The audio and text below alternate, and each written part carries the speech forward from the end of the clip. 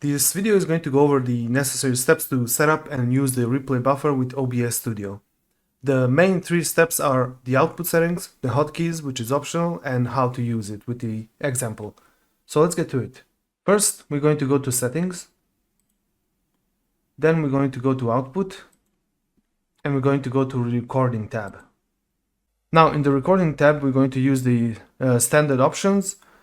First, you choose where you want to record your replays, right? The default might be videos, documents, desktop, whatever. I recommend the MP4 format and the NVENC encoder. You can leave the audio by default, and then we go down. I recommend CBR. Bitrate is completely up to you. The profile is main, and psycho visual tuning needs to be checked. Maximum biframes 2. Now we are going to go to the replay buffer tab.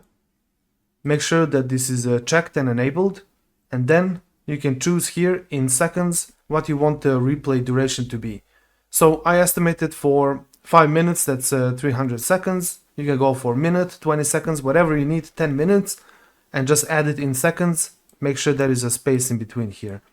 And it will tell you the estimated size of the file, right? Now, before we move on, you can go to the hotkeys, scroll down, somewhere in the middle, you're going to see the replay buffer, save replay. I put Ctrl F10, you can put whatever key works for you, and this is what we'll use to save the replay while you are working. Click apply and click OK.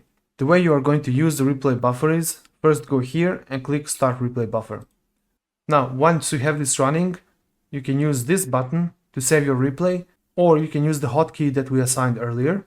And this is going to be running in the background, and it's going to be capturing any source that you have active here. So we are going to run an example with a game capture. Okay, we are in the game now. I'm going to get some gameplay in.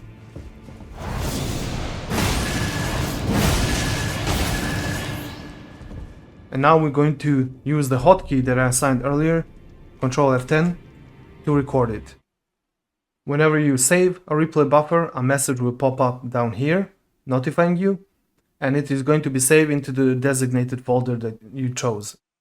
As you can see, there's the name, and this is what we recorded earlier. You just play it out.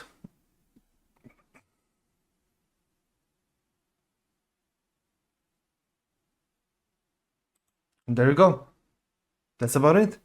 If you liked it, like and subscribe, and you can check other tutorials like this in the playlist. Take care.